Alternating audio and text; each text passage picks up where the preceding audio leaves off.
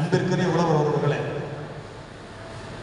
தர்பூசணிக்கு மட்டும் அந்த பிரச்சனை ஏற்பட்ட போது நம்ம சங்கத்தின் சார்பில் நான் பேசி போட்ட ஒரே ஒரு வீடியோ நம்ம சங்கத்தோட பேஸ்புக்ல மட்டும் 15 லட்சம் பேர் பார்த்துருக்காங்க.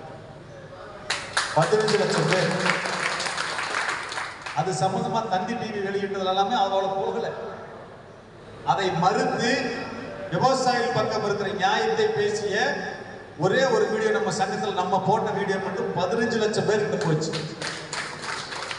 அது எனக்கு திருப்பி அனுப்பினவங்க மட்டும் ஒரு 300-400 பேர் அனுப்பிச்சிருப்பாங்க. ஐயா இது உங்க குரலா. ஏன்னா நம்ம சங்கத்தோட பேரை போடல, யாரு பேசுனாங்கன்னு போடல, நம்ம லோகோ போடல. ஐயா இது உங்க குரல் மாதிரி இருக்கு, நம்ம பேசுறதான்னு எல்லாரும் கேட்டாங்க. ஏன்னா நம்ம அடையாளத்தை எங்கேயுமே நம்ம காட்டணுங்கிற அவசியம் இல்லை. நம்ம குரல் காமிச்சுக்கிட்டு வாட்ஸ்அப்ல போனதெல்லாம் மட்டும் பல கோடி பேருக்கு அது போய் சேர்ந்தது. அது ஒரு மிகப்பெரிய எழுச்சி ஏற்படுத்தியது. தமிழ்நாடு அரசே அறிக்கை விடக்கூடிய அளவுக்கு அந்த நிலைமை உருவாக்குச்சு. தர்பூசணியில் பிரச்சனை கிடையாது, விவசாயிகள் சாப்பிடுங்க, பொதுமக்கள் சாப்பிடுங்க, உடம்புக்கு நல்லதுன்னு சொல்லி அரசாங்கத்தையும் அதிகாரிகளையும் அறிக்கை விட வைத்தது அந்த காணொளி. அதுக்கு காரணம் யாரு இந்த தர்பூசணி பழம் உடம்புக்கு கேடு கலப்படம் சொன்னா அதே அதிகாரி திரும்ப சொல்ல வச்சது அந்த காணொளி. அந்த காணொளியை பரப்பியது நமது உழவர் பொதுமக்கள் எடுத்து எல்லாரும் எல்லா நூலையும் பகிர்ந்தாங்க.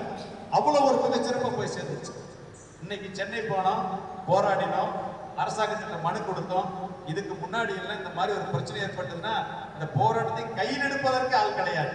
கையில் எடுப்பதற்கு ஆள் இல்ல போது இந்த கோரிக்கையை தலைமைச் செயலகம் வரை தமிழக விவசாய பாதுகாப்பு சங்கம் கொண்டு சேர்த்தது.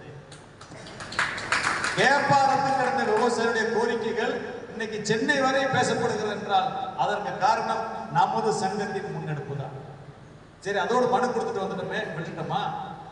நம்ம மாவட்ட தலைவர் செயலாளர் சொன்னாங்க, ஐயா இதுக்கு எப்படியாவது இழப்பிடுவாங்க, ஒரு 5 பேரோட விவரங்களை கொடுங்கன்னு சொல்லி ஒரு 5 பேரை நம்ம மனுதாரரை வச்சு உயர் நீதிமன்றத்தில் தமிழ்நாடு அரசு ஊழியர் செய்த தவறுக்கு அவரால் ஏற்பட்ட இழப்புக்கு அரசு தான் இழப்பீடு வழங்க வேண்டும் உயர் நீதிமன்றத்தில் வழக்கும் கொடுத்திருக்கிறோம். ஆக சட்ட போராட்டம் நடத்தி கொண்டிருக்கிறோம், கள போராட்டத்தையும் நடத்தி இருக்கிறோம். அடுத்தது பிரகாஷ் ஐயா சொன்னாரு, அடக்கலைக்கு 500 ரூபாய் வாங்காம இந்த கூட்டுறவு சங்கத்தில் கடனே வாங்க முடியல ஐயா அப்படின்னு சொன்னார். இந்த கூட்டுறவு இந்த முறையை மாற்ற முடியாதுன்னு சொல்லி தலைமைச் செயலகத்தில் பல முறை நம்மளுக்கு கடிதம் கொடுத்தாங்க. ஐயா நிலம் என்னது, கூட்டுறவு சங்கத்தை எனக்கு கடன் கொடுக்குறாங்க, இதுல வருவாய்த்துறை எங்கிருந்து ஐயா வந்தது, வருவாய்த்துறைக்கு என்ன வேலை, நான் ஒரு படிவம் கொடுக்குறேன், நானே ஒரு உறுதிமொழி சான்று கொடுக்குறேன், எனக்கு இந்த ஊர்ல இத்தனை ஏக்கர்ல இத்தனை நிலம் இருக்குது, இந்த நிலத்துல இந்த பயிர் இவ்வளவு பயிர் வைக்க போறேன், எனக்கு கடன் கொடுக்க நானே ஒரு சான்று எழுதி கொடுக்குறேன், அதுக்கு ஒரு படிவத்தை கூட்டுறவு சங்கத்துல வச்சுக்கோங்க, வச்சுட்டு எங்கிட்ட எழுதி வாங்கிக்கங்க, வாங்கிட்டு நீங்க கடனை கொடுங்க, நான் அந்த பயிரை வைக்க நீங்க கேள்வி கேட்கணும். இன்னொன்னு யோசிச்சு பாருங்க, நான் இந்த வருஷம் வைக்க போற பயிருக்கு தான் நான் போய் அடங்கல் கேட்கிறேன். வைக்காத பயிருக்கு வருவாய்த்துறை அடங்கலே கொடுக்க முடியாது. போன வருஷம் வச்ச பயிருக்கு கணக்கு போட்டு தான் அடங்கல் கொடுக்குறான். ஆக பண்ண போற விவசாயத்துக்கு அடங்கலே கொடுக்க முடியாது. ஆனாலும் அந்த விதியை வைத்திருக்கிறார்கள். அதை மாற்ற சொல்லி தொடர்ச்சியாக நம்ம கூட்டுறவுத்துறையிடம் வலியுறுத்தி கொண்டிருக்கிறோம்.